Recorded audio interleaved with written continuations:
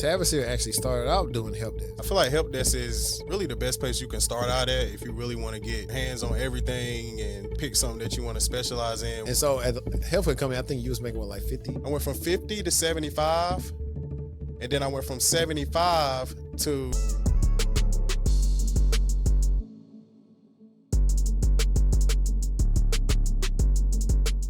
Welcome back to the Techtual Talk Podcast. I'm your host, HD. If you listen to us on Spotify, Apple Podcasts, YouTube Music, or anywhere you listen to podcasts, please follow us and leave us a review.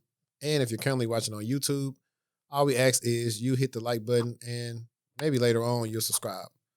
Now, in today's episode, I have the pleasure of having one of my former coaching clients on. His name is Tavis. And I was going to tell y'all, like, when I first met him, I thought about, he's from North Carolina. If you ever seen The Wood, he was talking just like that when we first got on the phone, and I thought about that. Nah, I'm from North Carolina. But anyways, man, he's been doing great things in his career, and he came down to Dallas to kick it with us. So I want y'all to give a great welcome to Tavis. How you doing, man? I'm doing good, man. Still hanging in there in this tech space. Yeah, so what was it, like 2 years ago? It was about 2 years. I think it was 2 or 3 years ago. Time fly by so fast. I'm trying to think. I think it had to be 2022, right?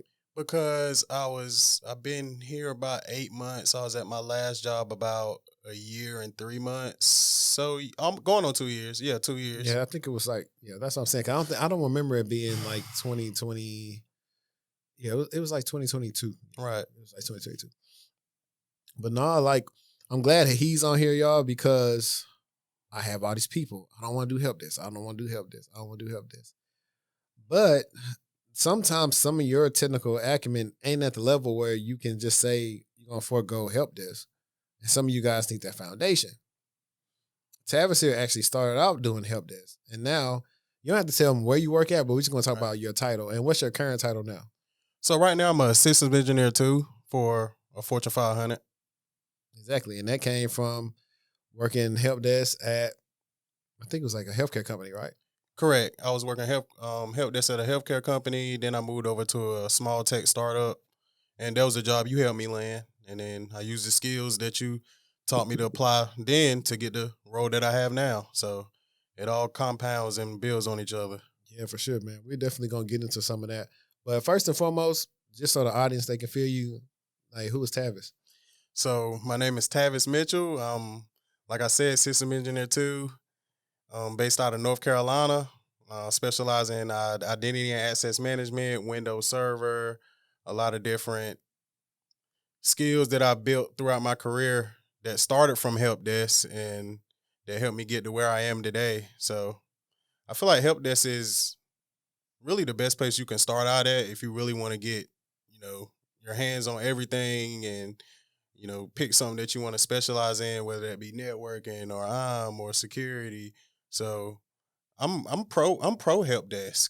I feel like Helpdesk is very helpful for people just not breaking in. A lot of people try to skip it, but I feel like it helped me. Yeah, I think a lot of people want to skip it because they are aware that they may not get paid as much. Right. But depending on your skill set, you can get paid a lot at some Helpdesk. It really just depends on what the Helpdesk is asking of you to do. And so I don't think a lot of people know about that. And what made you want to get into IT? Like, what were you doing before you was in IT? So before I was doing IT, I was teaching. So I got a story, man. So when I first graduated college, I had a degree, but I was working for the city of Raleigh. And I was doing like yard work. I was doing mowing grass, weed eating.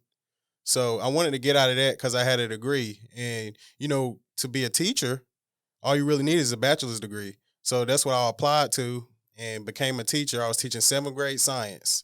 So I always said I'd go back and cut grass before I teach school again. But it really taught me a lot, dealing with the technology a lot. Because when you're a teacher, you're kind of already a IT person because you got to make sure the projectors work. You got to know what type of cord is a HDMI. You got to know how to pull the presentations up and help the kids with their Chromebooks. And I feel like since I was already doing that, I said I might as well just get into IT. I had a cousin that was doing it, and I was about to go to a 2-year college, and he was saying, really, what you really need to do is get your Security Plus. So I was good at tests at the time, and I took my Security Plus, knocked it out. And luckily, since I was a teacher, I got hired on by another school system that was local to my area as an IT technician. So it was really a easier transition because they felt like I was already used to the school environment. So that's why they brought me into just the IT side of things. So I just been building on my skill sets ever since, knocking certifications out here and there, and now I'm here. Yeah. So before we go into your IT job, I want to ask you, like, why'd you say you would cut grass again before teaching? Man, it's a different type of stress when you're dealing with those kids, man, especially 7th graders. They just now learning about things and on the internet and just now hitting puberty and all of that. And it's a lot. I give it to teachers, man. Teachers, they definitely deserve higher wages, and their job is really important. So it definitely helped me a lot. And even when I do interviews now, when I tell companies that I was a teacher, they look at you different when you're a teacher. Somebody coming from a background like us, they saying, okay, yeah, this guy, he's a brother, but at the same time, he was a teacher. So we know he's professional. If you know how to act around kids, you know how to act around anybody. So I really feel like teaching helped me out in my career as well. That made me laugh because a lot of people don't know how to act around kids. Right. But now, having said all that, you said something interesting. You said because you were already in education, it was easier to pivot into a IT role in education. And I think that was a good point that you brought up because a lot of times, and you know this when yourself, when whoever you've talked to since we've talked, when I'm doing consults, I'm normally saying, okay, what industry you in? Or have you thought about looking into in that industry to do what you're trying to do? And a lot of times the answer is no. And I'm like, it may be easier for you to pivot that way because you already understand education. You already understand healthcare. You already understand law. You understand all these different industries that you've been working in the last 3-4 years. You just be switching to a different discipline. But having said all that, now you get into the IT technician role for you said school board? It was a county school, Johnson County Schools in North Carolina, yep. So how was that? It was different. I was an IT technician. They brought me in the first day, put me in with a Tech 3, a guy that had been there for years. His name is Alex. Shout out to him, Alex Guzman. He's from Puerto Rico. He showed me a lot, and he pretty much came in and he showed me the ropes. And in 2 or 3 months, I was on my own. I was responsible for 6 different schools in the area. And depending on what day it is, you go to the particular school and they'll have a list of tickets for you, and you work through the tickets. Whenever you're done, you can leave. You can either leave for the day or go to another school. So y'all did you do stuff like with like imaging laptops? Definitely. Imaging laptops, just basic troubleshooting that the teachers had going on. Might need to make sure a printer is working.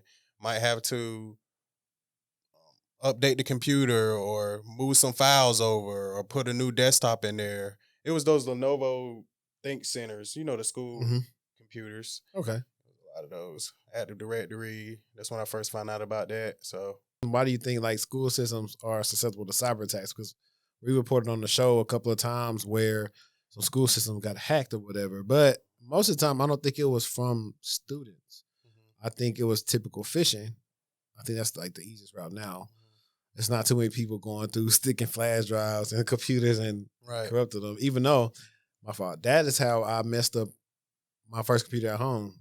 Flash drive in the public computer, took it from home. Took it from the school, put it in the home, and then the thing started acting.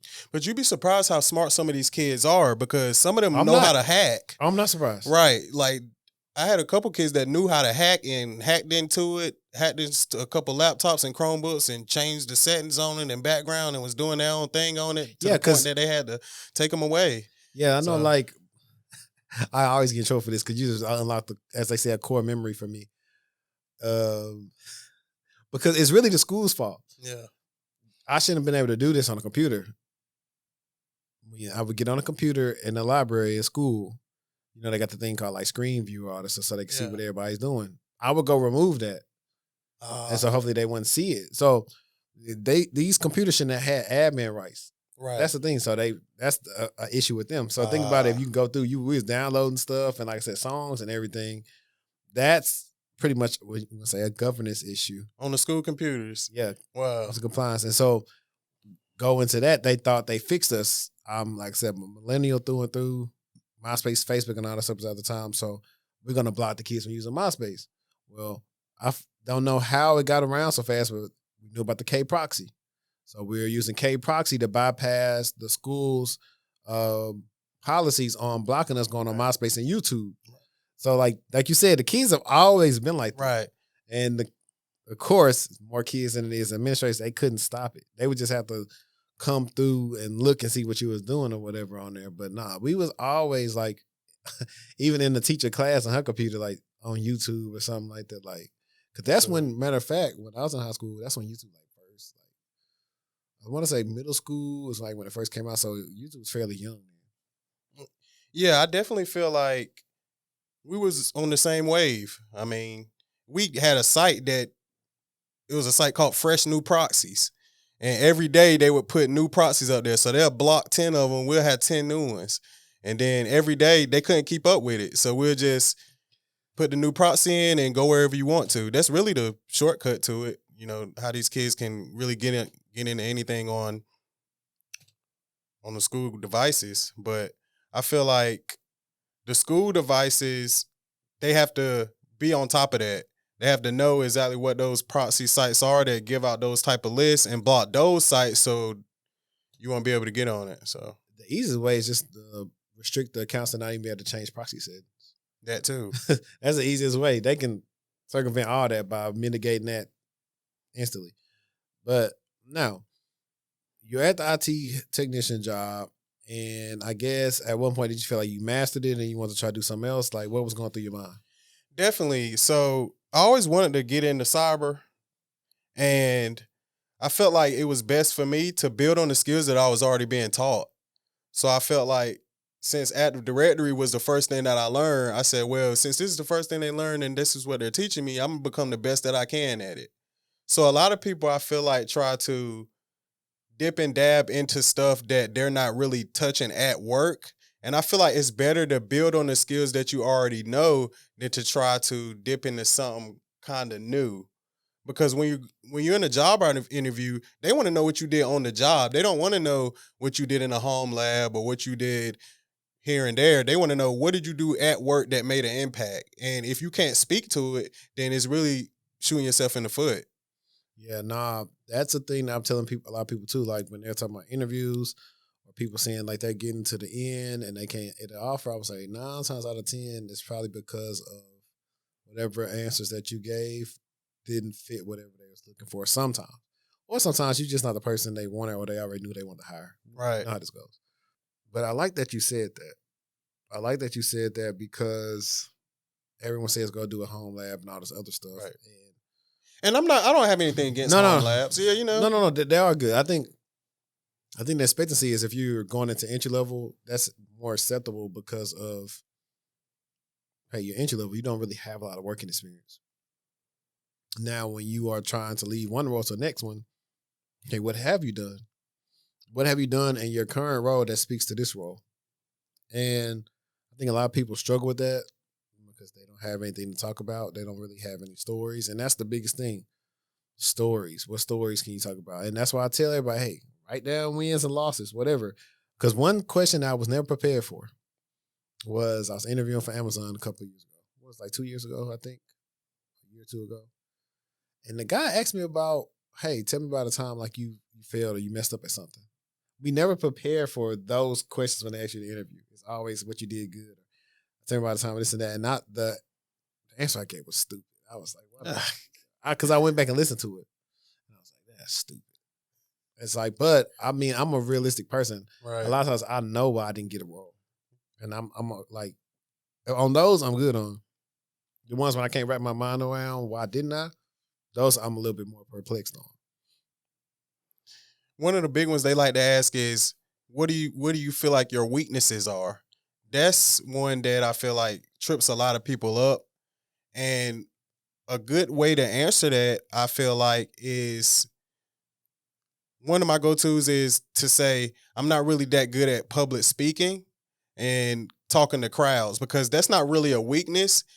Really, a lot of people deal with that when it comes to, talking to a large group of people. You might have a little nervousness, or, even when you're on camera like this. So I feel like that's something that you can say that's won't really shoot yourself in the foot, but the hiring manager kind of understand, because everybody kind of got a little anxiety when they talking to a whole bunch of people.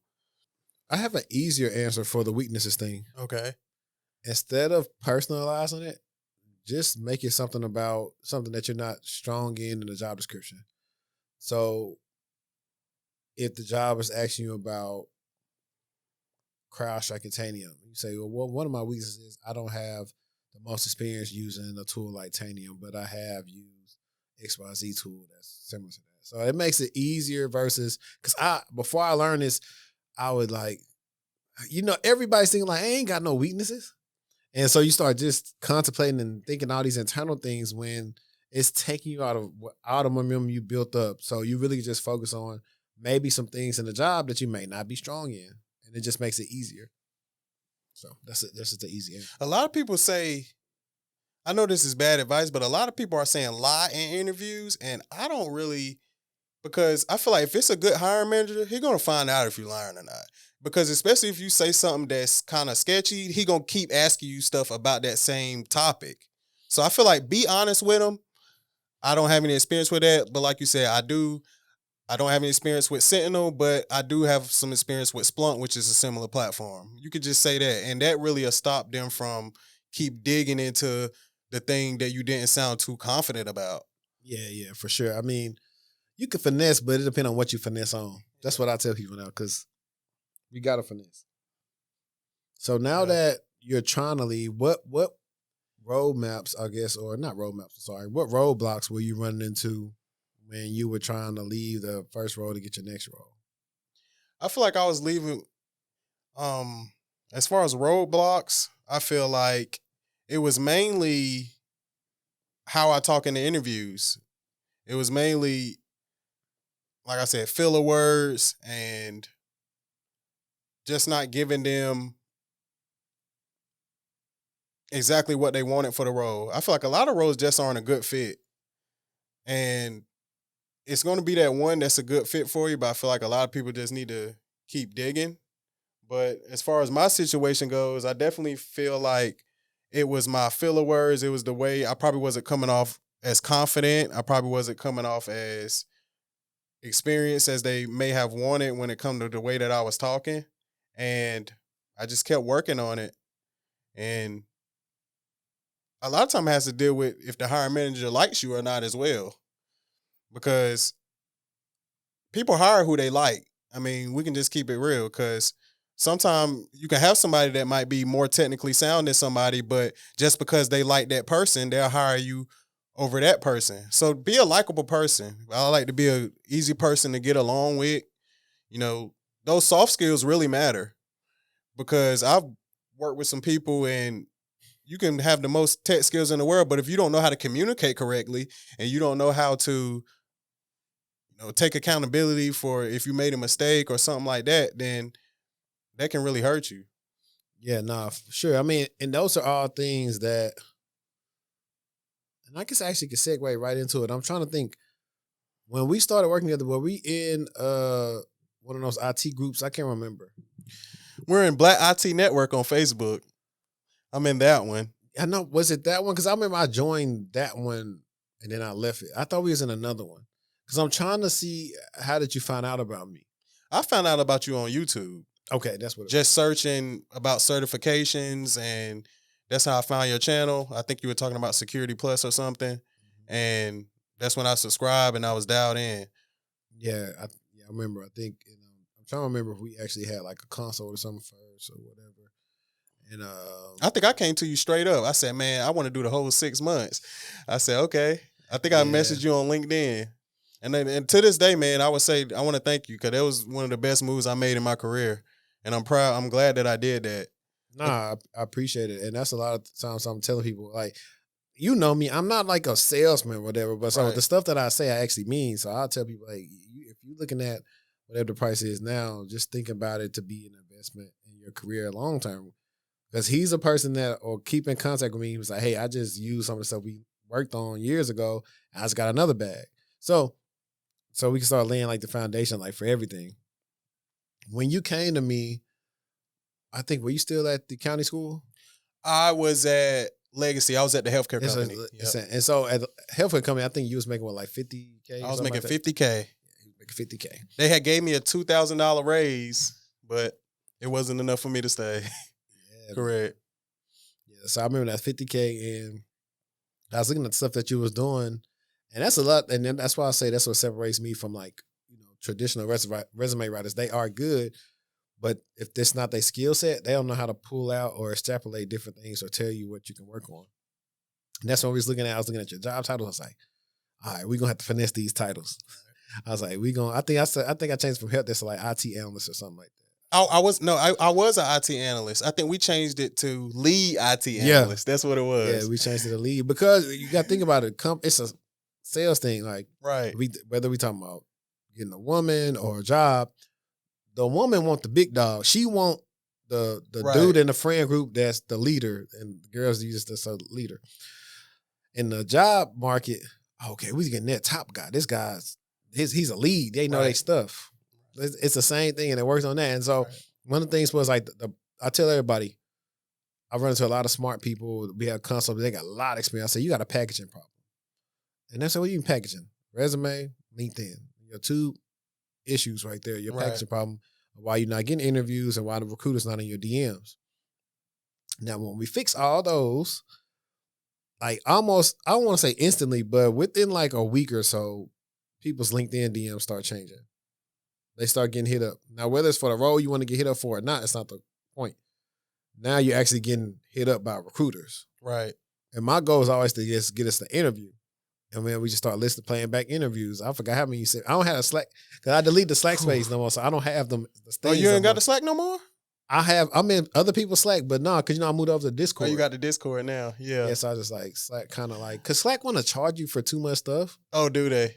Yeah, like if I want to use all the bells and whistles of Slack, I would have to pay for every user in my Slack space. Whereas Discord, not so much. Like it's much more easy. It ain't free though, is it? Discord, yeah, it's free. It's free? Oh wow. So you just make all the channels and then you can just you can do automations and all this kind of stuff just for free. Nice. So it's better for that. So once we start working on that, I said, okay, I know your problem is. And like you were saying, it's the confidence. And it was some of the filler words. And I ain't telling nobody, I still use filler words. But if you can slow down and reduce the amount of filler words you use, you'll definitely sound more confident to the people you're interviewing with. And it's a big one for a lot of people. Like the whole part of just interviewing is a skill itself. Right. Let alone with answering the questions and making sure, hey, you didn't lie on your resume. But I mean, more and more as we started going through the interviews and then we started talking about your stories and saying, oh, I think you say this or right here. Then that's when we started landing the roles. I mean, because I put a post on LinkedIn not too long ago, and I've seen you post this as well. We're telling people they're trying to break in, because now I get a lot of people messaging me asking, hey, man, I got my Security Plus, what I need to do. There was one reason why I wanted to start, consulting people as well, because so many people ask me. So I'm like, well, if y'all are asking me, then I might as well, help y'all the best that I can and, have a platform behind it. But I just feel like when people, when people trying to get in, they look at it as cheating if you change a job title. I feel like if you're doing those type of skills on the job that match the type of job title that you're going to change it to, then you can say that you're that. Yeah. And a lot of people, I got some backlash on LinkedIn when I said that, because people were saying, well, I'm not going to change my title if that wasn't my real title. I was saying, and you're going to keep on not getting a job too. Right, exactly. That's what I would have told them. Exactly. So, yeah, I don't be caring. Some people get it. Those that get it. Those that don't. But don't say we didn't tell you when you're not getting interviews. It's the same thing as somebody, like if you was a housewife and you change your job to domestic engineer, like on your resume. It's the same thing. That's all you're doing. I've had clients to where he was working in a knock, but they had him doing security analyst work. Right. So I changed the title to security analyst because that's what he was doing on a day-to-day. I'm like, the only thing different between you changing your title and that is just what it says in Workday or whatever HR platform your company uses. Like when you do the background check, they're not going to check and see if you did that title. They're just going to simply check if you worked at their company. That's it. That's and a lot of job titles don't even align at every company. So you might have a system administrator at one place and a system administrator at another place, and they did two totally different things. Yeah. So it's really based on what you're doing, not what the actual title is. And that's what people need to realize. Yeah, man. And so I think the first jump, you went from 50 to... I went from 50 to 75. And then I went from 75 to what I make now. If we talking total comp, we're looking at about 150.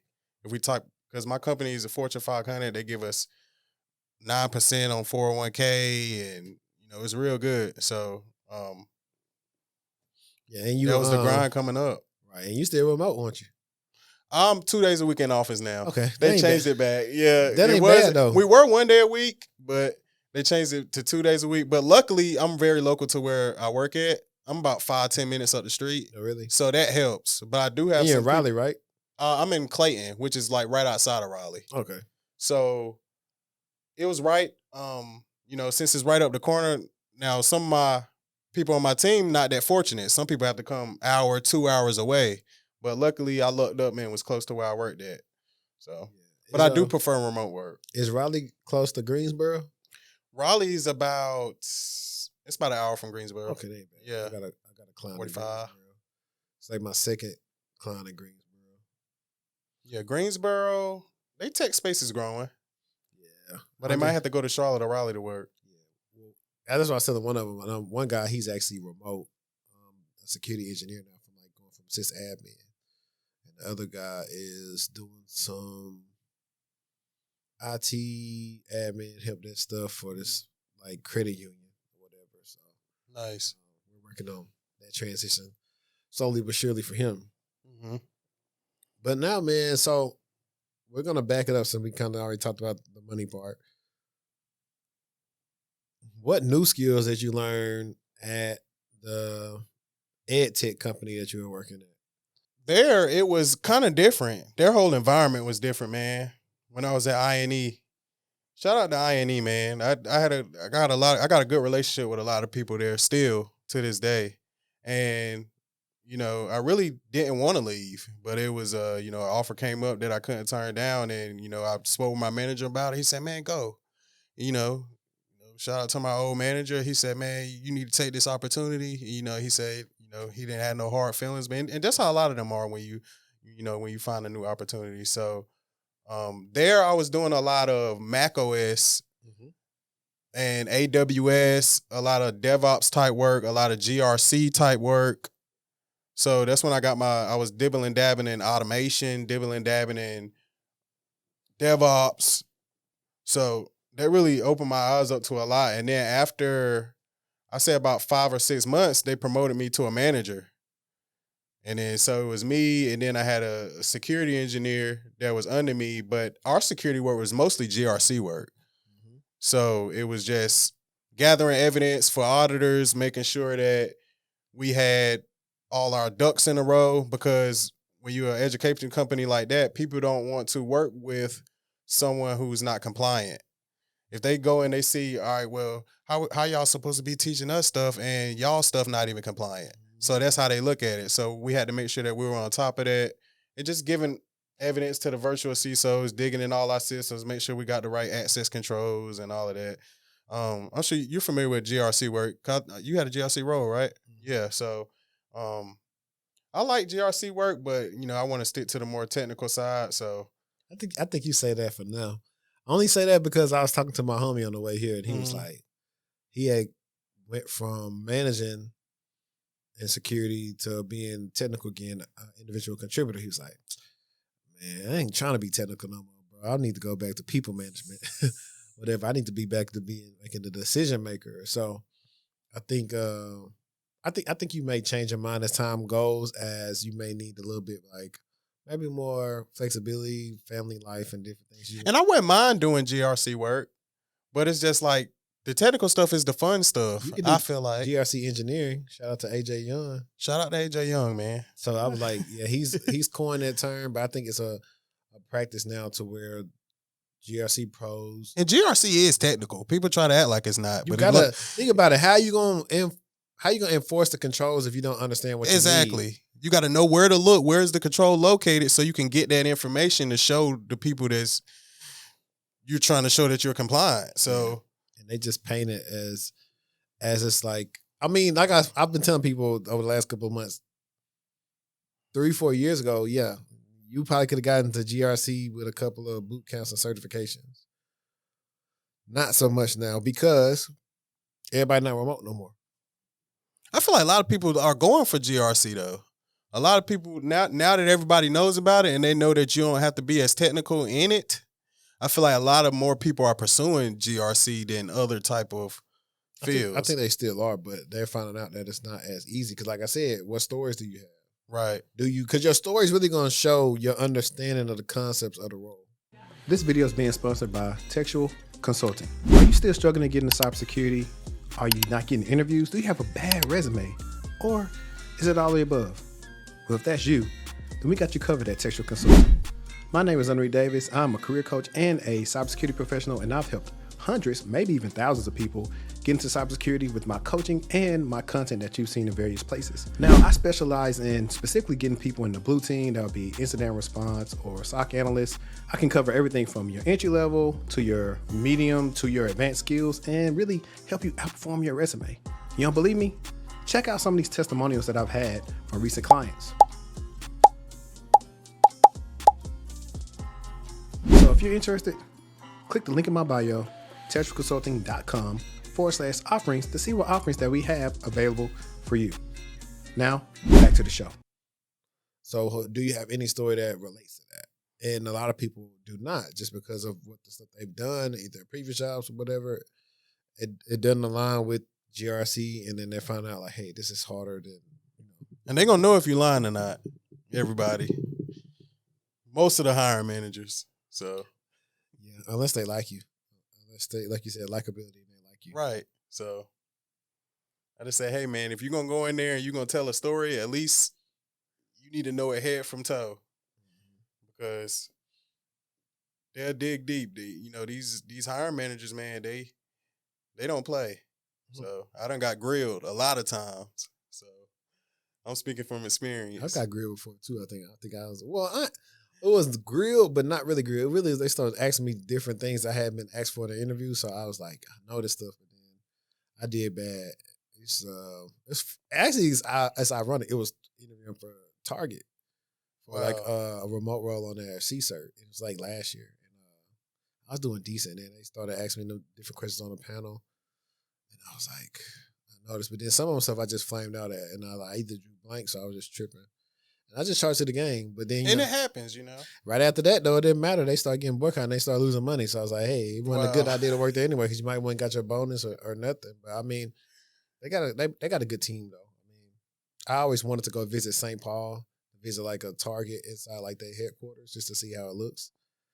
I never went to a Timberwolves game, so maybe I can do that. I don't know. But I wanted to ask now, your new role, like what do you do in your new role? So I'm in enterprise IT for a global healthcare company, and they just sent me to Denmark. Did you see when I was in Denmark? I didn't get a chance to look. Yeah, so that's where we're based out of, and my company is owned by it's a Danish company. So it's a European company. So when we came in, my company has over 70,000 employees. So how many endpoints did you guys have? 70,000? Thousands, man. I don't even know all of them. We have local team, then we have the global team. I'm on the global team, so it's, more operations and identity and access management. I'm the Active Directory system engineer on my team. We have a VMware guy. We have a server ops guy. We have a backups guy. I got a lot of different teams. Right. So it's a whole bunch of different silos, but we all collaborate to make sure that we can push that medicine out. So that's really what it comes down to, making sure that systems are up. We're more reactive than proactive. So when something breaks, that's when they're calling us and saying, hey, DNS not working on this. Y'all need to go in there and fix that because the line not making the medicine, if it can't make the medicine, the company ain't making no money. So So, y'all similar to like site reliability engineers? I would say probably kind of, but we're more operations because my particular team, we're all on prem. We don't deal with anything in the cloud. Interesting. So y'all are what, old school AD? Old school Active Directory, old school Windows Server, Citrix. We remoting right into the utility servers and doing our work that way instead of like it's nothing cloud based. So and that's really what I still trying to on the side dip and dab into cloud technologies, and we do have local teams and stuff that I can collaborate with and still get my hands on those technologies. But I feel like legacy technologies are kind of underrated. Because when you're talking enterprise, those big companies like that, a lot of those companies are still on that old stuff. I mean, I was just in an interview with the VP of what was it, professional services, and we were talking about how a lot of these companies are still just on AD because they got so many legacy apps. Like, it just wouldn't make sense for them to switch over, and that goes into Are you on X? I am on X. We were talking about. I got like a troll account. I don't be up there on my main. Yeah. One of my followers, he was talking about. He was telling people, "Hey, listen, AWS is for the new apps. Azure is for the legacy apps. Like, go through and learn Azure because they're gonna pay for that because it's in relation to that. If they ever want to migrate, they're probably gonna migrate to Azure versus AWS. So are you more pro AWS or more pro Azure? Right now, I think the better opportunity is Azure, more user friendly, and they just crossed. I think the first time they did $75 billion in revenue just for Azure. So I actually would say Azure right now. And I feel the same because Microsoft we all grew up on Microsoft with Microsoft computers and Windows. And everybody know how to use Windows. That's what we grew up on. So I just felt like it was just natural for me to pivot into that area. So sure. And so you sent me some stuff and I wanted to ask you about this question. It was interesting to me. You said the cert trap. Why most IT pros stay broke? So what made you want to list that question? Because I'm really this kind of a hot take here, but I feel like the best entry level cert right now is CCNA. Because I feel like CCNA working in enterprise IT, network engineers are in high demand. Or is that just at my job or is that all around right now? I think they're everywhere. I had to ask my boy. I got a homie. He's a network engineer, and then I know Lise does network security now, so I had to ask her. But yeah, no, I think they are because networking is that's what we did in the episode. It's like this is the role that people don't talk about enough, but it's the backbone for real. Like networking is like it doesn't get enough love. I think it's because it feels like it's just not sexy. Because I feel like networking we have the most employees on our team for network than any other product area. And I feel like networking, the CCNA gives you hands-on skills that you can go in because it not only teaches you about networking, but it teaches you how to troubleshoot Cisco switches. Even though you might not be doing that on the job, a lot of people want you to understand that fundamental networking knowledge. And I feel like Security Plus, it might be DOD and all of that, but CCNA, I rarely see somebody with a CCNA unemployed. That might be. I might have to clip that right there. I rarely do. Like you'll see people with a Security Plus unemployed. That CCNA, they get snatched up. But I think that's unfair though because one is vendorless and one is a vendor. So I think, and it's cheaper than the Security Plus. Yeah, and I don't have it, so I'm just speaking to what I've seen in the recent hiring, just being in enterprise IT. I think they could be. I think they need both. I would say if you're gonna get a networking cert, get CCNA over Network Plus for sure. Tell everybody that. But yeah, I'm with you on that because actually this is a good CCNA, Sec Plus, AZ 900. Like that's a good combo right there. It is. You should at least get callbacks off that combo alone. And then you couple that, like now you start figuring out, okay, where do I want to niche down into? Because that's another reason why I think I like Microsoft Cert Path so much because there's so many different cert paths and all these different tools they have that you can use. Hey, if you want to do identity access management, oh, you want to do insider risk, oh, you want to be a security engineer, oh, you want to be a SOC analyst, oh, you want to be a security researcher, AI. They got them all there. Right. I mean, AWS do too, but it's just not the same because like I said, we mostly use a lot of these O365, these different apps Mm-hmm. we use in the environment. That's what I feel like, and I could be wrong because I've never really looked into GCP or Google Workspace like that. They should have certs like that. We used GCP, so it was kind of a hybrid environment at my last job, and we did use GCP a little bit, but we used AWS for our like web facing, client facing stuff, but our internal stuff was GCP. Okay. And I actually got a GCP shirt, Google Cloud Engineer. It's about to expire. I might not renew it because I don't really use it like that. I just told somebody on the call, I said, hey, I ain't got none of my certs renewed. But I got my SIG Plus in July of 2013. Ask me if I tried to renew it again. You got practitioner, don't you? That don't expire though. What? Practitioner? Yeah. All of them expire. I got AZ900. I got practitioner. I'm actually working on, I don't know if you're familiar with Wiz. You familiar with Wiz? Yeah. I'm trying to get the Wiz beta fundamentals. So I'm trying to work on getting that at work. So. But you're at the point in your career, you're senior, so it's like your experience speaks for itself. Yeah. Instead of, because I work with a lot of senior people and they don't have any certs. So I feel like after you get that certain amount of experience, then the jobs don't really weigh it as heavy as somebody just now starting. Well, I'm still going to get my CISSP because you got to couple that with now that's a good one. That one or a CISM. There are other ones, right? Anything with a C. Any cert with a C, you might want to get. Even the CYSA Plus. That is a good one. You can check that out. But to elaborate on that, though, like you said, I think people start cert stacking. Like, it's a video. I know I liked it. I got to find it on my YouTube. It was a guy said that I waste time. I don't know how many CompTIA certifications he decided to get. But he had a background, like, number but things on it. And I actually want to see that because it's tough. Like, I did the episode with my guy, what's my guy name? Damien. There we go, Damien. Shout out to Damien, man. Shout out to him. When I first seen his channel a couple of years ago, he had passed, I think, like all 3 certs in like a month or 90 days. I can't remember exactly, but I think I reacted to it. And then, like I said, even before I reacted to it, I let him know how I reacted to it. And, you know, I think his son or somebody didn't like my thing, but I was letting the son know, say, hey, you know, it's cool. Me and your pops actually talk. He already knew I was doing this video because I didn't want to feel like I was getting down on him. So much so that Damien even said, like, when we did our episode, like, I wouldn't even recommend doing that because I really don't think, like, he's just got a unique way he can learn, but at the end of the day, it don't really help you that much because when you start cert chasing, it's almost similar to like when we're in college or school. You learn the stuff a semester, and you put it down, you never touch it again. Right. And so when somebody asking you something simple like, let's see what a question somebody may ask somebody. You ask somebody simple like, hey, what's the CIA triad? Mm-hmm. And then you mess up on it. Confidentiality, integrity, availability. Exactly. So I messed up on that though. You did? Way into my career, like interviewing at Capital One. I was like, that happened. I wasn't tripping on it though, because I was like, because for me, I was like, why is it availability? Why is it not authentication? Because I threw authentication there, but it was availability. But it was just funny. I was like, no, I'm not gonna lie.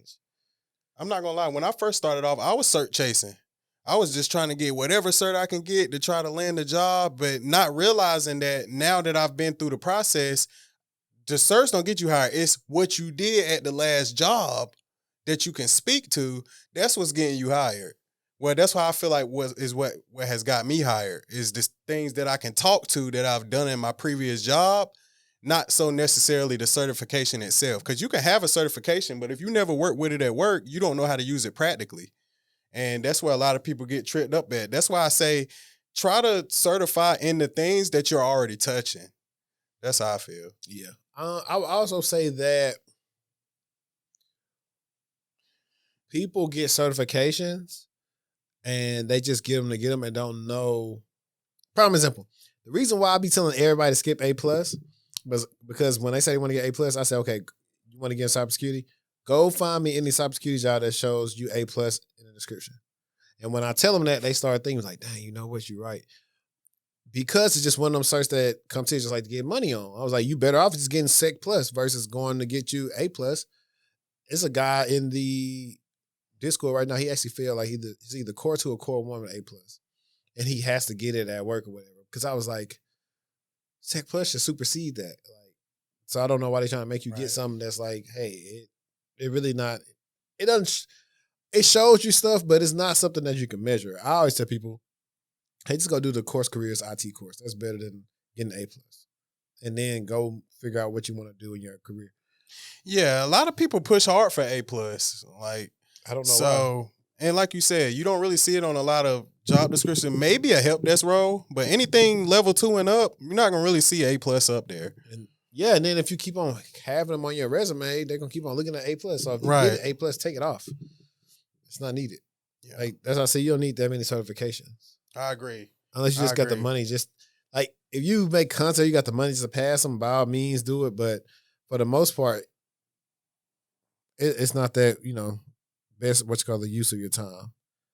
Identity and access management is underrated, and I agree because just like networking, this is at the center of everything. If you got bad IM policies, you good as gone. Right. I definitely feel like IAM is underrated. A lot of the sexy jobs in tech is everybody breaking in want to be a SOC analyst. And I'm not saying there's anything wrong with being a SOC analyst, but I'm just saying it can be kind of saturated. So it's good for people to niche out into other areas that can pay you just as much as a SOC analyst makes, because that's the big name that everybody pushes. Everybody not going to look up and get a SOC analyst job. So you need to take what's available to you. And if what's available to you is you building on the skills you already learned, which is IAM is one of the first things you learn in a tech role. Helpdesk, reset somebody's password, create an account, assign the user to groups. Most helpdesk people know how to do that. So it's like, go where you're welcome, go where your skills are called at. That's how I feel. Now, if your first job was a SOC analyst or something security related, then I feel like it would make more sense to pivot into that. But I just feel like people are only targeting one type of role and they need to broaden their horizon. Yeah. And I'll ask you, in your experience now, if you want to tell somebody how to get into IAM, like what would you tell them to do? Specialize in Active Directory. Active Directory is probably the most used tool out of any tech stack. Especially anybody who uses a Microsoft environment, all of them have some type of AD, whether it's Azure AD or I thought it was Intra ID. It's Intra ID now. You're right. They did change it. But, since we're still on-prem, we still use the old school AD. But Intra ID is the cloud, the latest and greatest. So I definitely like that. We also use SailPoint. Mm-hmm. SailPoint is a good one. And can you explain to them in layman's terms what SailPoint is? So SailPoint is pretty much just automation set up inside of your environment that when somebody requests access to a resource, it has to go through approval before they get granted the access to the particular resource. So it's really like a compliance thing. Instead of just going and doing something manually, they have to request it through Salesforce. And then SailPoint. Then SailPoint has to send it to somebody QC to sign off on it before they give you access. Or if they need additional information, they might ask your manager for approval or ask your product owner for approval before they can give you that access to that particular resource. But SailPoint is a good one. Azure is a good one. App Directory is a good one. You got Okta, you got GCP. It's a lot of different ones.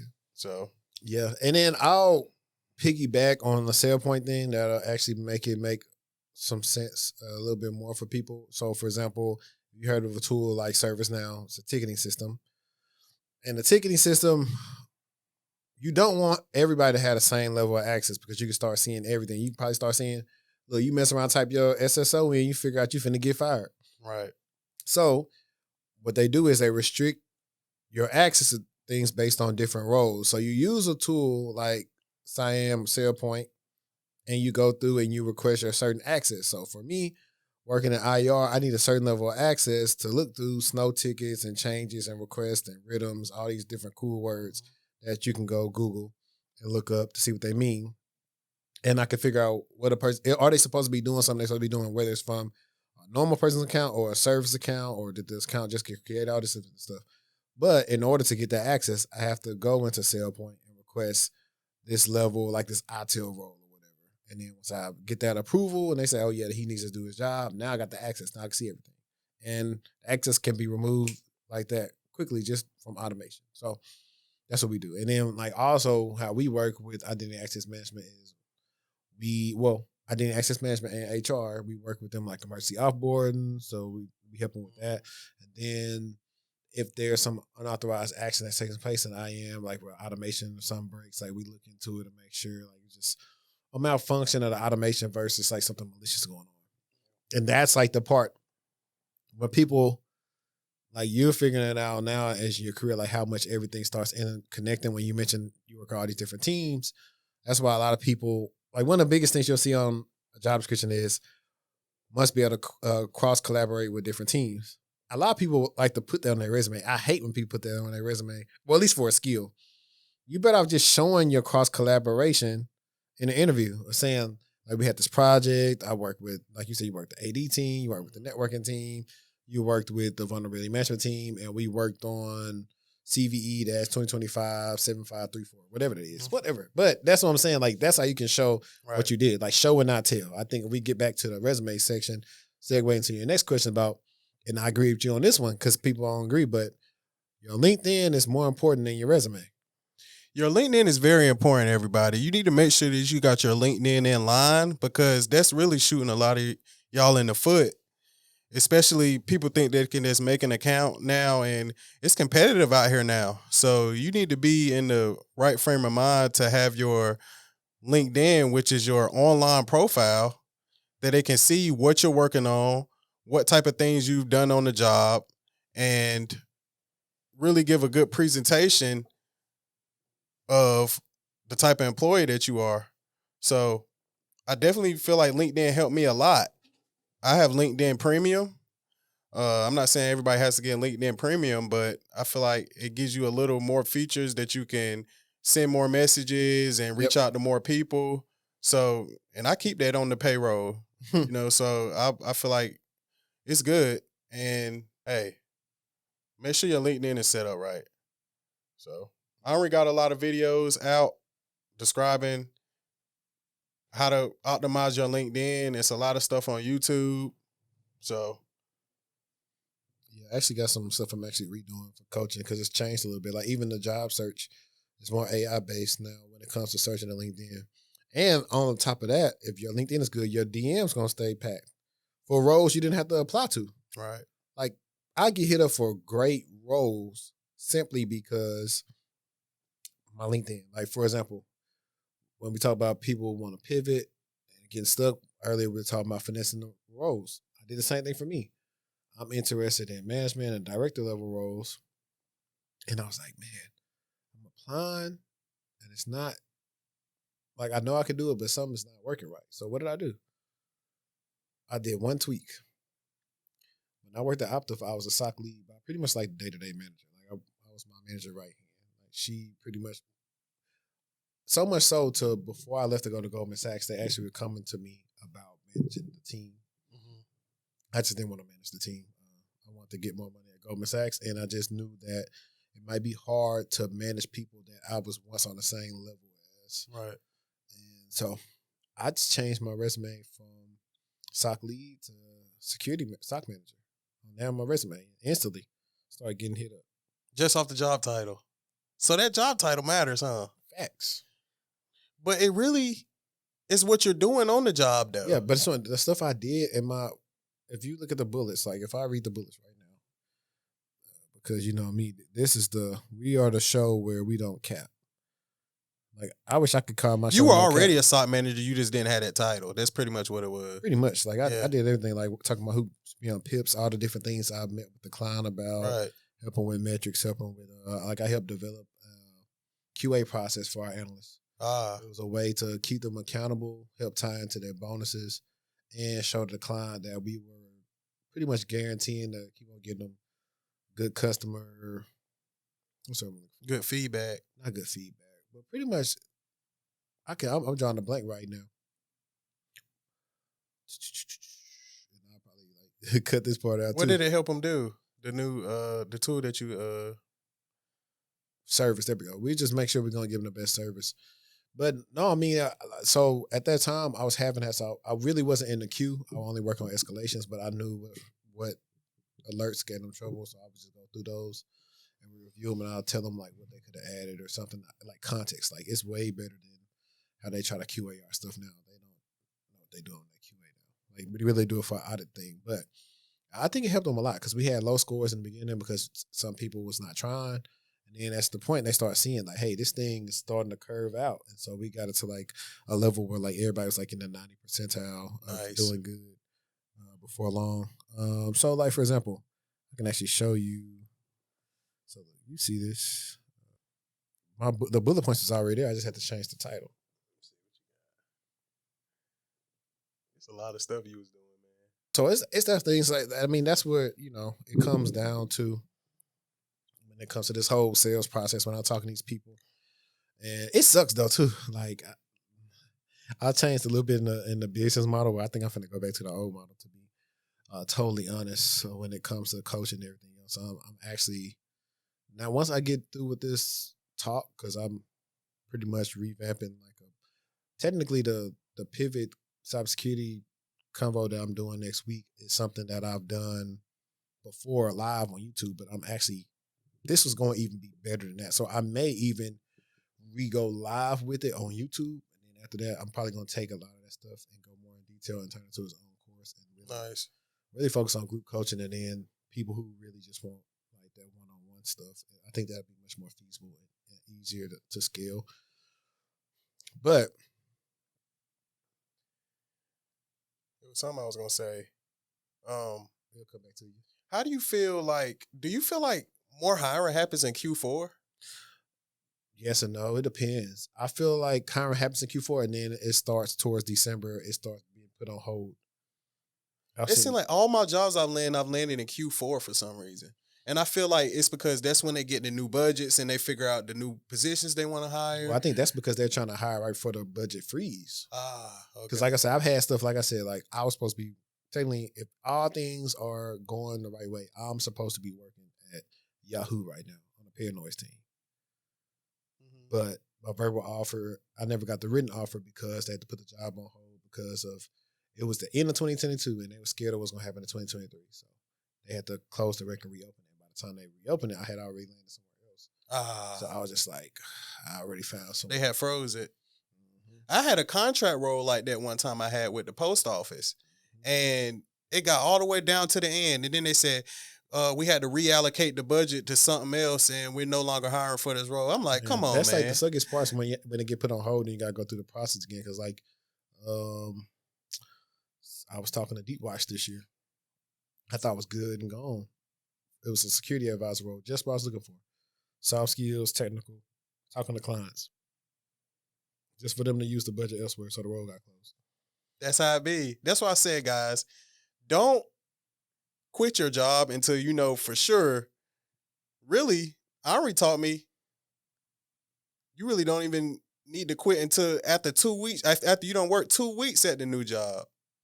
Yeah, if you got PTO, take off. I mean, I'm not going exactly. If you want to know what to really do, book a consult. I ain't gonna disclose what I really tell you. Yeah. Like honestly, sometimes you don't know, bro. You get into a job, something happen, something on your background report come back. Hey, they gotta let you go. It be all type of crazy stuff in these jobs. Dude. They're gonna protect themselves first, so you gotta protect yourself. It's all these different things. Now you got the mandatory RTOs coming back at certain places, which is fine, but so many people base their life around moving to cheaper areas to increase the quality of life for their kids. Now you want them to come back in office. They're not getting a raise to come back in office. It's like all this different thing. It's just a big paradigm shift, but it's just what it was before the pandemic. That's literally going back to that. A lot of people are realizing like, hey, you got to be nice to get roles. Like people was looking up into high paying roles 4 years ago. Now you finding out the cream of the crop is who get paid. And a lot of people don't like that. They're down. Was like, hey, you didn't work on your skills. Like I said, you've seen, like I said, some of the people I had on here. I've had Tavion, I've had Dayspring on here, I've had Damien on here. All these different people, man, are younger than me, killing the game.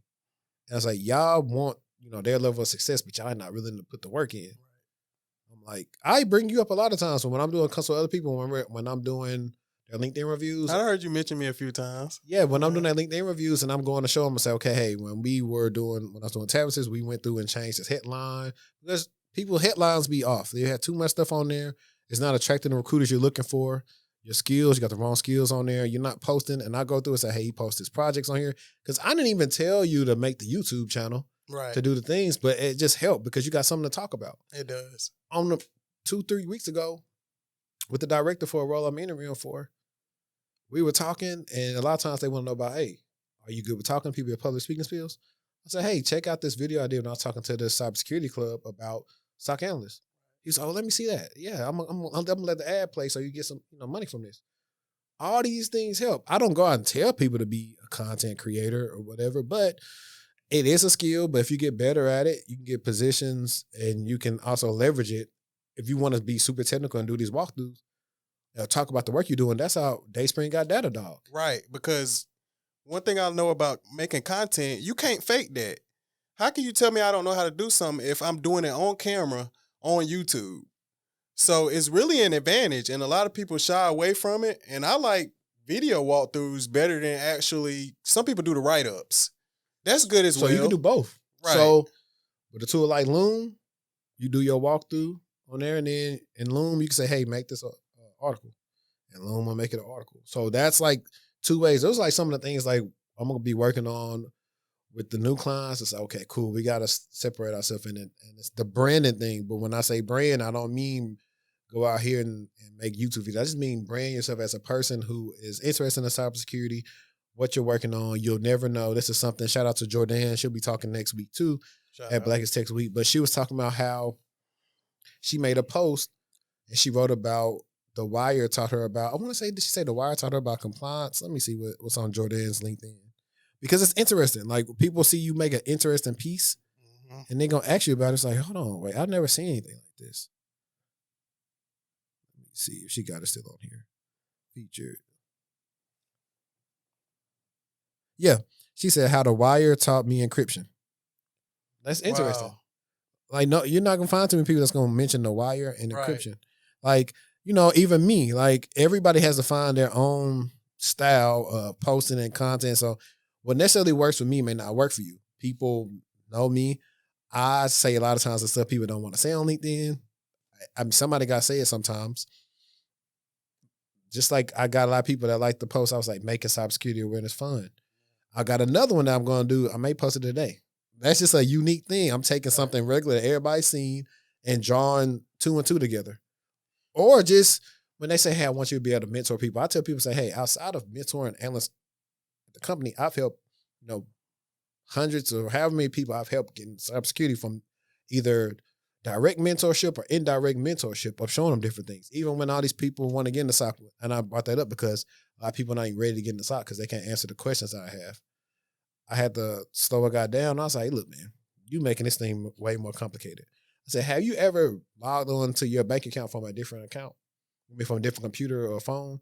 Yeah. I was like, well, to the bank, that's unusual because they used to you logging in from this one place.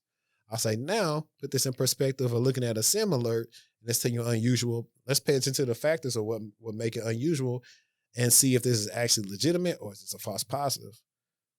And, a lot of times when people just see the stuff, they just freeze and they don't know how to make sense of it because they don't just have a methodology of approaching problems when it comes to security investigations. Right, because we deal with a lot of security as well with my current job because it's more infrastructure based. So when we have a security event, it's so-and-so server is down, find out what's going on. Yeah. Because this is a production server. So it could be something as simple as the power went out at the site.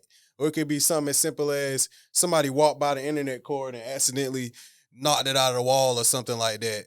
And, a lot of false positives do come through, and you may think it's something more serious than what it is, but you got to know how to investigate and figure out exactly what it is to get your services back running. Yeah, and then understanding, like you said, how your companies make money. So I know one of the things you guys may pay attention to too is bot traffic. So for us, the industry I'm in, bots is huge. So if the bots come in and shut everything down, then hey, nobody could get money for what the stuff they need because I'm a Right. financial institution. That's why you understand defense in depth. Like we got a WAF for that. And then the WAF got these different controls that's gonna say, oh, I recognize this is a bot. Doop, deny, blah, blah, blah. Like all those different things. So we work with like the perimeter defense team all the time. And so I think that's why I always tell people too why SOC and IR could be cool. Because just like on the level of help desk, but even a better level, these two roles connect you to different stakeholders. And then you can really see what's going on and you can probably make your pivot on what you really want to do. And that's why I always say like it's better because you learn a lot.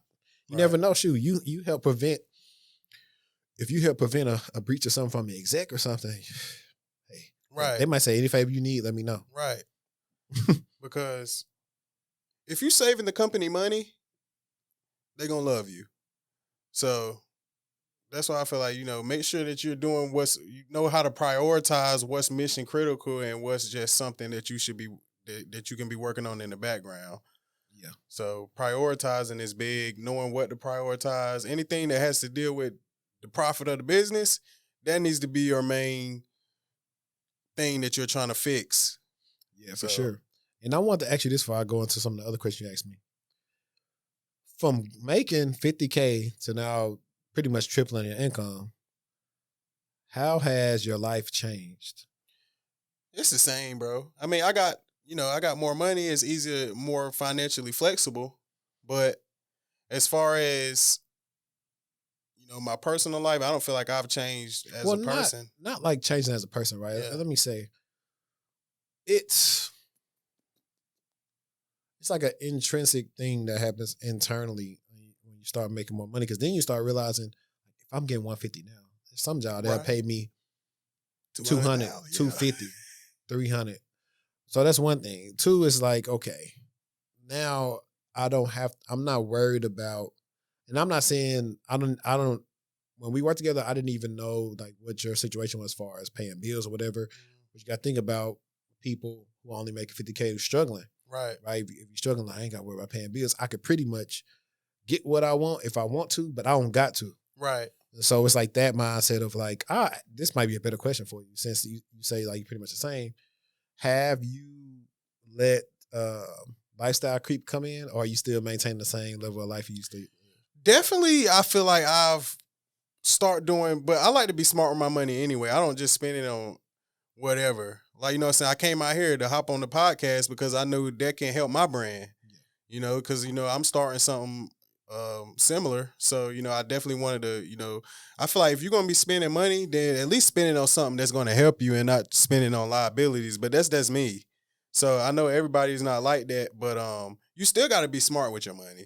You're still even like if you're making money. Cause I heard Tay say one in the interview, he said, "Man, he said he was young and he was making a lot of money, and he said he was just blowing all." Oh yeah, he was younger than me. We always working together. So he was living his best life. But so here's the thing, like it's if you want to be honest, a lot of us come from situations where we probably the people in the family that's made the most money ever. If it's our immediate family, right?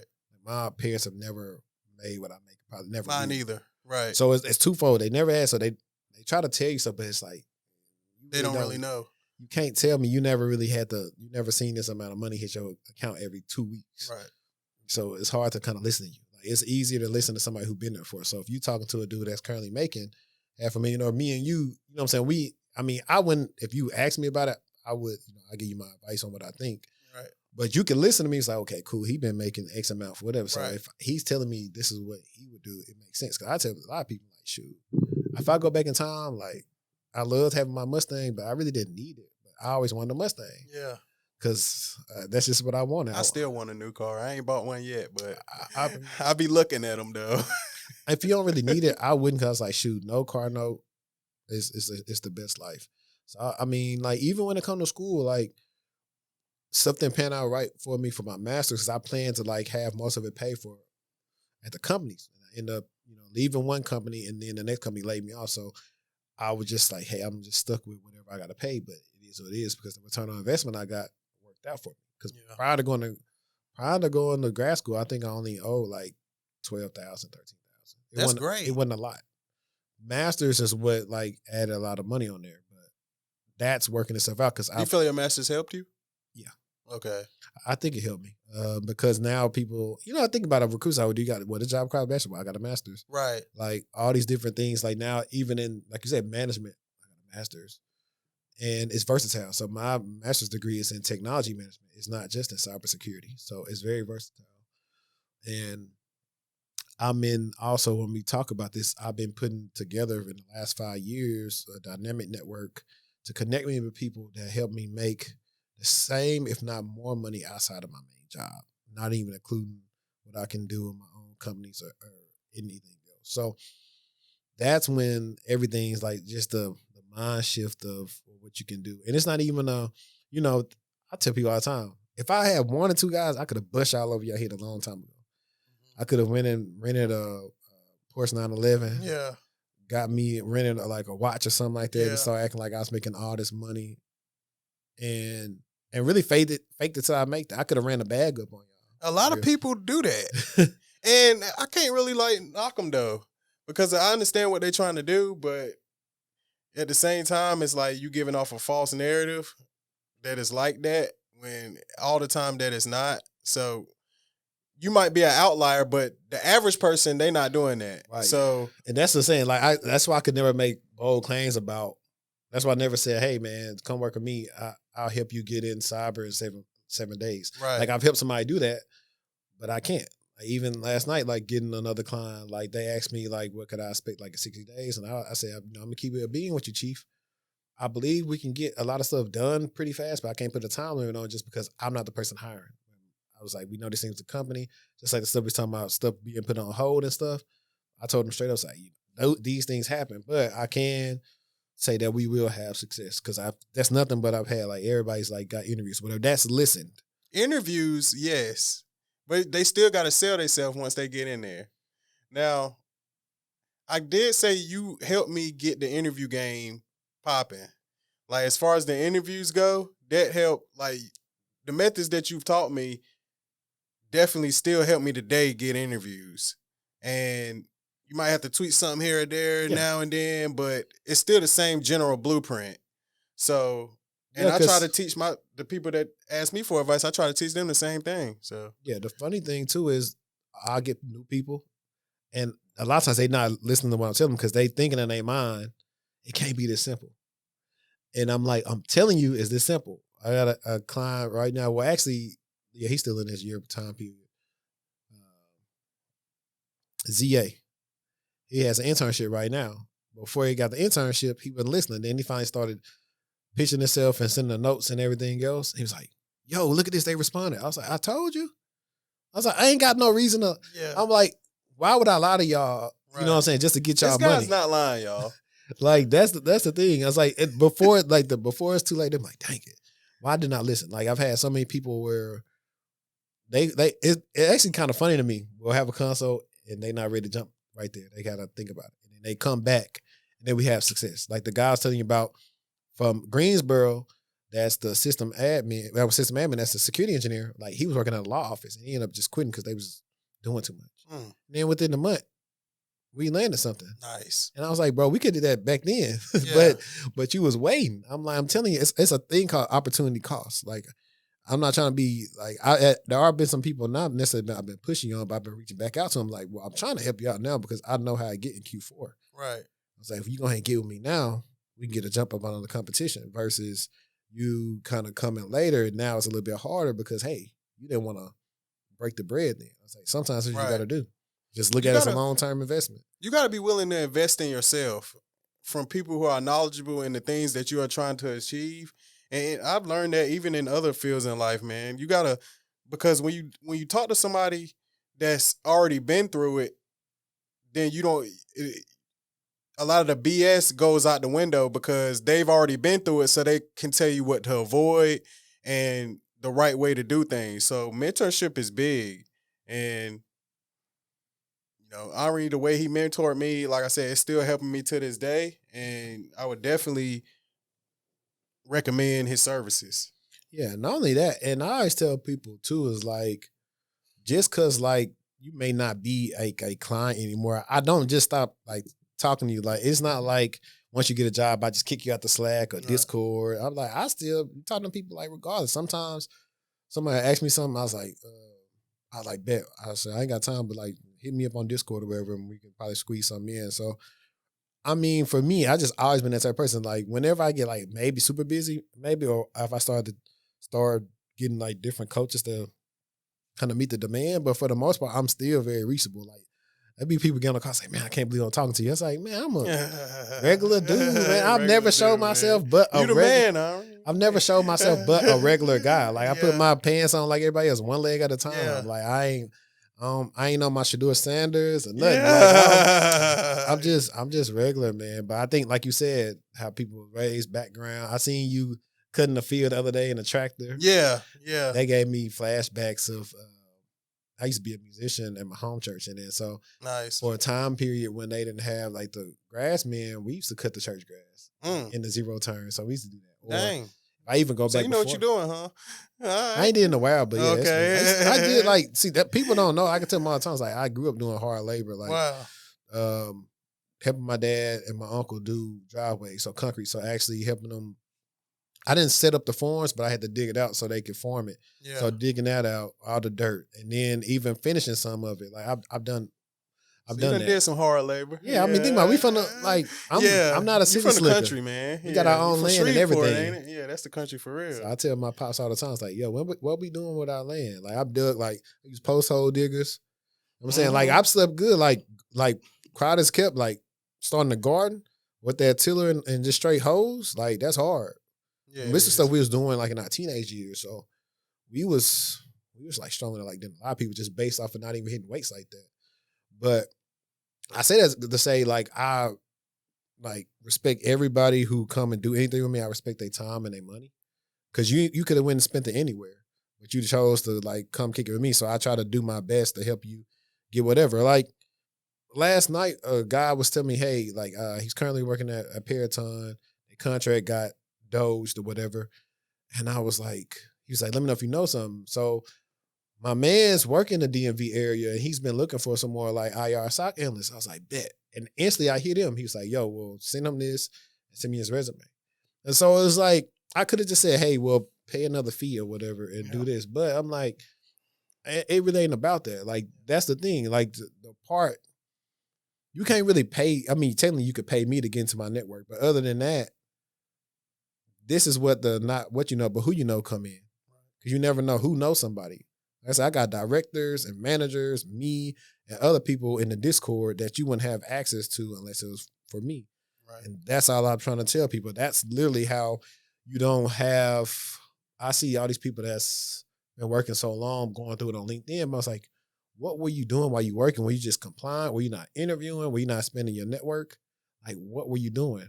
Because you know you can't count on the job. We don't have pensions no more. We're not, you know what I'm saying? I got fam that's in Charlotte. They work for GM. They always going on strike. Wow. So you can't count on them. You're going to always have to take care of yours just like they take care of theirs. It is what it is. And another thing, people say how important networking is. And networking isn't just solely knowing somebody who works at another job that can get you hired. Networking is reaching out to mentors, reaching out to people that know the field so that you can learn the tools that you need to land the job that you want to land and the skills that you need to learn. So most of the jobs that I've got, I didn't know anybody at the company prior to. It was just me interviewing, but the networking that I use outside of work to get the skills that I use to do good in the interview was still networking when I had you as my mentor. So, but not even that, if we take it a step further, the thing I tell people and where they mess up at is they'll just reach out to somebody never talked to. Can you refer me this and that? I'm like, well, for one, let me go to your page. I don't even know you. Instead, connect with somebody like whenever I have a good interview, regardless or not, if it turns out my way. I'll connect with the person if I like them and say, hey, I really enjoyed our conversation, yada, yada, yada. Hey, please let me know if I can ever help you in the future. Why? Because I'm presenting myself as a person that can be helpful to you, not a take person. Networking is give and take. Present yourself as a person that can help. Like, even if you want some help from me, like maybe volunteer, hey, I'm trying to get in cybersecurity right now. Do something. I don't have any money, but I got a background in graphic design. I would love to help you make thumbnails. So that, like, you never know where that may take you. So if you can provide a solution to somebody, because it's a similar thing of why you shouldn't just ask somebody to be your mentor. Come in and do work. And if you put in enough work, because your mentor relationship is kind of a little bit more not as professional to where you say, you know what, hey, I'm going to unofficially mentor you because I like you and I don't have to keep on telling you to do something. You about action and I'm going to help you get somewhere. And that's literally all you got to do. A lot of people lazy though, man. Honestly, Oh yeah, for a sure. lot of people That's why I make them pay. Right, they think that you're just gonna you still got to do the work. I could tell you what what they say. You could bring a horse to water, but you can't make them drink. And you could give somebody all the advice in the world, but if they not following it, then hey, it's on them. And people take you more serious when they pay you. Yeah, because their money is on the line. Then they say, okay, well, I need to listen to what he's saying, and then they take it more serious. So. Yeah, people I that ain't mad at you, man. pay a little attention. People that pay a lot of attention. Shout and out the more success you get, the more y'all got to pay. So yeah, for sure. And you had some on here about office politics, and I know it's a little different. It's a little bit more covert in remote work versus right in your face when you actually on site in the office. What did you want to talk about when it came to that? Did you have something you experienced? Yeah, so office politics, especially when you're in enterprise IT at like a big company, a lot of things and processes move slower than they would at a smaller company. And you got to know how to navigate those environments. And you have to realize that every company doesn't move the same way. So you got to be flexible and be able to adjust to the type of work environment that you're working in. Because right now I work in an agile environment. You ever worked in an agile? And I wasn't used to 2-week sprints. Right. So did you have? But we're infrastructure, so it doesn't really tie in with infrastructure because we're more reactive rather than like devs with agile. So it was something that I had to get used to. Having a product owner where your technical manager isn't even the manager that hires and fires you.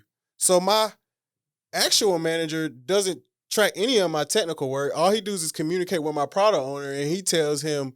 So it's your about stuff my like technical in work. Jira and stuff? We use ServiceNow. Okay. Yeah, you ServiceNow. That's interesting that y'all use that because a lot of people use like ServiceNow more for like that. They use both. They use Jira and ServiceNow because it may be more details in the Jira versus everything in the ServiceNow because, like I said, you just don't want everybody seeing so much stuff in like those tickets and everything. Which is why, like for example, security operations, a lot of times you're not going to see us put like if we're working on certain content or different things we're looking for. It's not going to be in ServiceNow simply due to the fact that you don't want somebody who could possibly be an insider looking at the things that you guys want to put in place and figuring out how to circumvent different things. So we got a platform called Azure DevOps, which is pretty much Microsoft version of Jira. Okay. So that's what we put our projects on and stuff like that. But and so you have to do that like in 2-week sprints? Correct. But it's really sometimes it might be sitting around because you're waiting on funding from somewhere or you waiting on somebody else from another team to do something. So even if it's a 2-week sprint, the stuff can sit around for months depending on whoever's how big a priority it is. Yeah, man. So at JPMC, man, I got my wake up call in the agile environment because I used Jira, but it was mostly like, hey, I'm assigning to you and then work them. It wasn't I had stuff to do and put them in Jira. Like you said, a product manager, I became like a product owner of like a different type of product that they were trying to introduce for the connectivity assurance team. And it was just different stuff. I didn't know. I just was letting my stuff go to them. What's called them. It's like, nah, you need to like close it or extend it and open a new thing for every 2 weeks. I was like, well, man, somebody told me because I didn't know. I thought I was doing this right. So I like almost went the whole time there really not knowing what I was doing when it came to agile. Learn agile, guys. At least watch a little YouTube video on it or something because the bigger the company is, the more likely they're going to use it. And it's a lot of people, it catches a lot of people off guard because I was used to roles where I come in day one and it's do this, and I'll come back and check with you in a couple of days. And if it's done, we'll move you on to the next project. Agile isn't like that because you have so many layers. You got a scrum master, you got a product owner, you got a, you got your scrum meetings. Hey, right. You got any blockers, any impediments, all those different things that you're going on. So, yeah, man. Now I want to ask you, if somebody wants to either kind of go through your trajectory or the path that you went through, or even do the job you do now, what would be the top 5 skills you would suggest that they need to learn in order to do a job like yours? So I'm working in enterprise IT, and it's pretty much the top 5 skills that I would say right now to get in big IT with a big company. I would say you need to know networking. I feel like that's the number one. I feel like even if you don't know anything else, if you know networking, it's going to put you a step above a lot of other people. You need to know Microsoft. You need to know. So are you talking about my role particularly, or Just just in like general, like for example, when I tell people, hey, if you want to get into SOC analyst roles or you want to work at IR, hey, learn Splunk, learn how to investigate logs, learn about the cloud, learn about authentication. Like, you know, in this one, you have to just be that, hey, learn about Windows processes, right? learn about EDRs, just different things you should learn about to kind of be able to do and triage when you're working. So more so for you, like for example, like learn Active Directory, learn networking, learn, you know, Windows Server, Exchange, all these different things that you made, PowerShell, stuff that you're doing at work. So with my job, definitely, I would recommend learn Active Directory, learn Windows Server, learn about networking, learn about VMs, learn about like VMware and Citrix and a bunch of those legacy technologies. Because like I said, my company is really old, man. We got some stuff running on, man. DOS. Yeah, some real old OSs out there that I see. So don't be scared of the legacy technology. And because a lot of these big companies, they still running a lot of that old stuff. So, oh yeah, you just don't know. Like people don't know. Like I tell people all the time, hey, listen, if some of these old companies get hit, y'all gonna see firsthand. And a lot of the stuff is, most of it is cut off from the network anyway, but it's like still. Yeah, I mean it may be cut off, but there's still ways that they find out because they just work on the end user. That's the easiest way. Like we got all these cool tools and stuff. Like let's see how we can get the end user involved. Job hopping. I know you put something about job hopping. Everybody co-signs on it. Like I agree to job hopping, but I agree to it from a standpoint of job hopping to better roles and not just job hopping to the same role, because that just leaves you like this. So your stories will start to plateau and you will be hard pressed to find how to take the next leap versus, hey, at least you go to Helpdesk, you know, job hop to sysadmin or whatever role. Okay, cool. You went from sysadmin to cloud engineer or something. Now you do solution architect. Like, so you're job hopping, but you're job hopping to different roles that now you got all this different experience and you've completed things that you could talk about. That's why I talk about like when you want a job hop. And I say sometimes if you get to a new role that's bringing you different things to do, unless it's just unbearable, don't job hop just yet. Get some things under your belt and then leave. Right. Job hopping, I feel, is very important. Tech is one of the only fields where you can pretty much stay somewhere for 6 months and jump your salary $30,000 to $50,000 just off of what you learned from the last job. And I really feel like it's important to, when it's come to job hopping, don't just try to job hop to anything.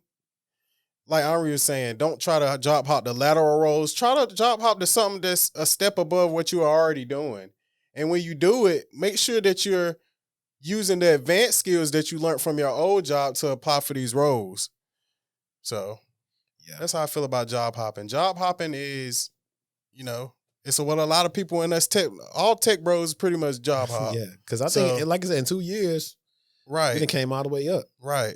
So in 2 years, and you got to think about it compared to other jobs where it's just a steady state. Like it might take them 5 years to make 95,000 from 50,000. Right. And you be like, man, no, that's too long for me. I need to, like, cost of living is like going up, and I'm trying to like have a family and all this other stuff, and so. Yeah. But I think, honestly, with AI, we're going to see more people go back into the humanities and some of those other roles, just because I think that's still going to be needed. I think they'll be enhanced by AI. So that's cool to see. And I'm going to vouch for networking one more time, because even with the advancement of AI, all those AI has to have something network set up for it to get the information. So it's the backbone of everything. Without a networks, AI is not going to be able to tell you anything. So even as AI advances, networking is still going to be in demand. And I feel like CCNA is one of your best break-in certs. That's what I would and I also say. say look into data centers. Data centers as well. Look at that. I got 2 questions for you. One is, what's something I didn't ask you that you thought I would have asked you? I feel like you touched on a lot of the good stuff, man. Cause I know we were kind of brainstorming before I came in here, but I know you didn't ask me about my sorry Panthers, but we're gonna try to win some games this year. I mean, they is sorry, and I really don't like the fact that people been capping on Cam so much, because that's how you always tell when you had a good QB. When a good QB leaves, the team is trash. Yeah. That's how you tell. And I'm like, people really have been capping on like Cam wasn't him with a trash team. Cam was good, man, but he was. Then he got hurt. He was great, but he just didn't win the Super Bowl and he didn't jump on the ball. That's what's going to shoot him in the foot for the rest of his life. Yeah, but he can't really tell y'all the truth and say, hey, the script was for me not to jump on the ball. Right. He can't tell y'all the truth. At least I know that, like, I'm a conspiracy theorist through and through. I'm a Peyton Manning fan, but I knew they had to let him ride off in the sunset, just like 2 years before they made them lose to the Ravens so Ray Lewis could ride off in the sunset. And then how when it was time for the Legion of Boom, they said, hey, y'all don't come to show to play today. This historic offense, y'all are going to score 14 points and forget how to play. Like, hey, Reggie Wayne run the wrong route so Tracy Porter pick it off so Saints get their Super Bowl. Right. Like, I think, look at all this stuff, because the stuff is uncharacteristic to me. Peyton had to win that. You're right. Yeah. It wouldn't have ended right if Peyton didn't finish with a Super Bowl. Yeah, so, I mean, people can count him, but they already know. It's just like, I get it, but let's not act like they ever gave him any type of team that was anything like them Eagles teams Jalen Hurts had. You're right. Jalen has a very good team. I ain't taking nothing away from Jalen, but when you got the best running back in the league, Saquon Barkley, your defense is fire. Right. Top 5 receivers. A.J. Brown and good Devontae Smith. And, yeah, like, come on, bro. And the Chiefs, can't block, You could put an average quarterback on the that funny team. thing is the Chiefs had actually been supposed to been losing. Like, to me, they knew for a fact they had to. Even I feel like they be making the Ravens play different ways to lose, because I don't think that Eagles team is beating that Baltimore team with Lamar back there. That's what I think. Yeah, it's a lot of politics that go into sports that we don't really know about. But I didn't call it, though. I didn't call the Eagles. I actually thought that Pat Mahomes and them was going to win. I didn't. You didn't? You thought you knew the Eagles? I'm in a division. My team plays them, really beat them twice that year. You're a Broncos fan, right? Yeah. So they really beat them twice, and it just so happened that they got a BS call that helped them win. Like, they had been getting BS calls the whole year that was happening. That's how you knew that they were fraudulent. And it's not even that Pat Mahomes being fraudulent. That team was just not the best Chiefs team that's made a Super Bowl. And so, I mean, you can't count him out when it's playoff time. He's like the Steph Curry of NFL in so many words, just because he just do different stuff. Yeah. But he's also benefited. Like, one of my homies, he's a Chief fan. Like, let's keep it a bean. Let's not act like they let these safeties play like they used to play in the era before this that I grew up watching. Yeah. So I want you to stop acting like, yeah, we probably got better receivers, but like niggas was laying woods on people. Yeah. And they wasn't coming across the middle. Yeah. Because you couldn't even hit like that no more. I say that because either last year or 2 years ago, Kareem Jackson kept getting put out the games. Yeah. And he was doing legal hits. So I was like, y'all don't want nobody to hit nobody, bro. Right. And so that's why I was like, bro, this stuff so especially soft. when they had the whole Taylor Swift thing going on. We knew they was going to win that year. Yeah. That brought the NFL so much money. Man, listen, bro, when I be seeing all that soft stuff as a person who used to play defense, I was like, I don't want to see this, bro. I came to watch people hit, man. You was on defense. What position you played? Strong safety. Okay. You was back there in the backfield. I was on that line with it. Yeah. So strong safety, outside backer. I played corner at times, like nickel. Or a couple of times I played outside. It just depends on what the rotation was. DB. Mm-hmm. Okay. Yeah, I ain't tall shit. I wasn't be up there at the line or what you call it, or running back. But like, my favorite player at the time was Bob Sanders. So Bob Sanders is like around my size, so it's like perfect. Yeah. And like I always talk about all the time, he just retired, but like I got to see the man, myth, and the legend, Honey Badger in high school go up against our best player, and they was back and forth. Now, I talked with Dom the Cyber Genius about this. Do you feel like sports helped you navigate like corporate when it comes to jobs and working with teams and stuff like that? Do you feel like it helped you? I don't think it helped me in that area. What I do think it helped me is succeed in intrinsic things that you get from competing. I think it helped with that of being able to beat out somebody else just because competitiveness. I think it built that. But I already knew how to do a lot of stuff before I started playing sports. And that kind of comes from like school and other things. So I really don't think it contributed to that much. I mean, sure, football is the ultimate team game. But for the most part, yeah, we're relying on them, but it's not in the same way. Like, hey, kind of it is, but it's not like, hey, you got to keep outside contain, they're going to score. Right. So I can see, I mean, I say both. I mean, you can, I will say like if you were being a leader and, different things, like I learned more things in like retail on how to lead versus like through sports. So of learning like, okay, this person's good at this, and this. Right. Treat these people differently and to their strengths, and then we're going to have a better team versus trying to make something they don't really like to do and trying to force them to do that. That don't never work well. And the person's like, man, why are they making me do this? They know I don't like doing this, bro. Yeah. So that's that, man. But Tav, man, how do they follow you, bro? So I'm on YouTube at Bite Size Balance. That's my channel. You can follow me, give me a follow on there. I also have a Instagram channel under the same name, Bite Size Balance. You can reach out to me if you need some help on a resume or something like that, or if you just want to chop it up or talk about tech, I'm always open. So give me a follow on YouTube. Bet, man. Y'all already know how to follow me. It's been another episode. As I always say, let's stay textual. And we out. Peace.